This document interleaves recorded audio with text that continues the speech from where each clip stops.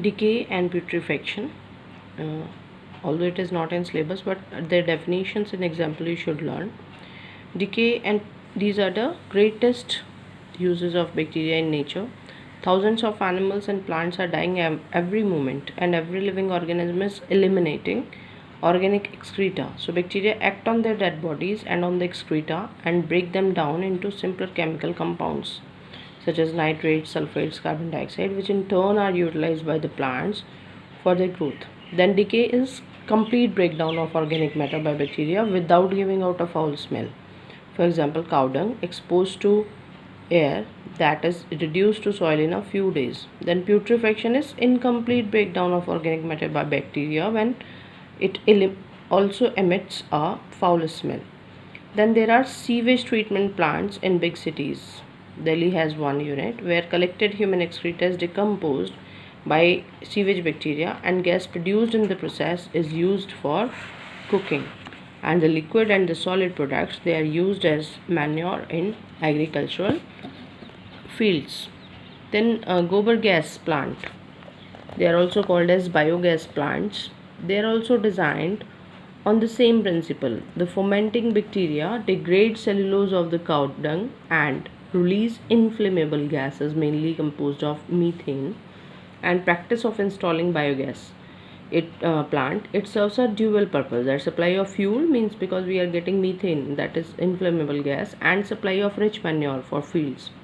Then synthesis of vitamins and digestion, that is also uses good use of bacteria, that several bacteria habitually live in our intestine where they synthesize certain vitamins, especially of B complex and vitamin K, B complex group. Then in herbivorous animals, the bacteria help in digestion of cellulose. Next comes bacteria role in industry. Bacteria have a very extensive use in industry. You have already read about their role in producing certain types of medicines on a large scale. So two more they have given. One is different flavors of tea are produced by certain bacteria, that is called as tea curing. And leather tanning, that is primarily brought about by sunlight, but certain bacteria break down the soft perishable part of skin before making leather. So that is tanning of leather and curing of tea. Then spoilage of food by bacteria. Many bacteria spoil cooked food, milk, fruits and vegetables by the process of decay, that is fermentation, particularly during summer because temperature is favorable that time. So this spoilage may sometimes be to the extent of causing food poisoning. And botulism is a very serious food poisoning due to special bacterium, that is Botulina species, sometimes found in tinned and sealed foods. The affected cans distended at their ends, or they are puffed and with gas which gushes out on opening. Such suspected cans or tins of food should be completely discarded. Therefore, preservation of food and making it free of disease causing germs is very necessary. Then food preservation can be brought about by few steps. First one is boiling or heating at high temperature, that is called as sterilization. Differences come in between, or sometime for definition they are asking what are the steps of food preservation. So first one, boiling or heating at high temperature, that is called sterilization. Boiling water kills all the bacteria except the spores. And higher temperature, about 110 degrees Celsius at increased pressure, as in autoclave, that is a machine for sterilization, or in pressure cooker, that kills even the spores when we are boiling at high temperature and pressure as well. So the canning industry employs heating to kill bacteria before packing and sealing food so that it does not get spoiled. Then salting is a common method of preservation of food like fish, pickles, cheese and so on for long periods of time. By mixing these food with salt, their biodegradation is prevented under normal conditions. And treatment with salt for preservation purpose, that is called as curing.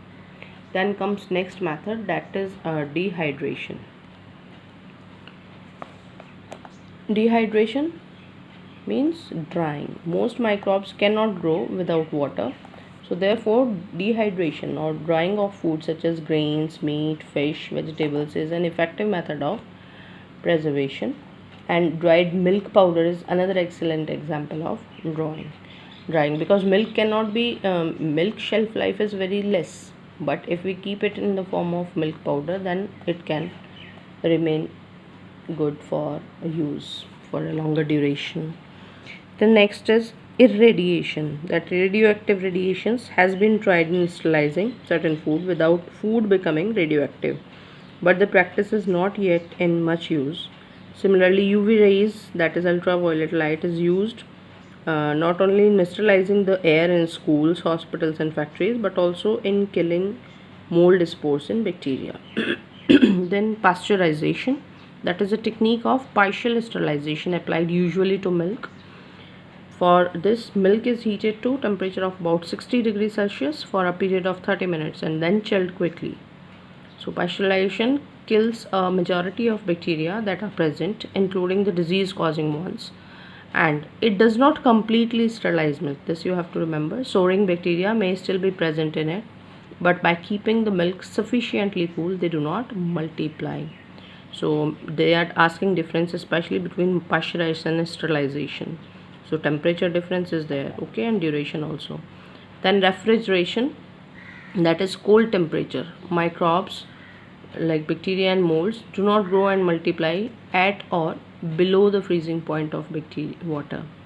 Chilling of milk and keeping vegetables and fruits in a cold storage, they are popular methods of preserving them.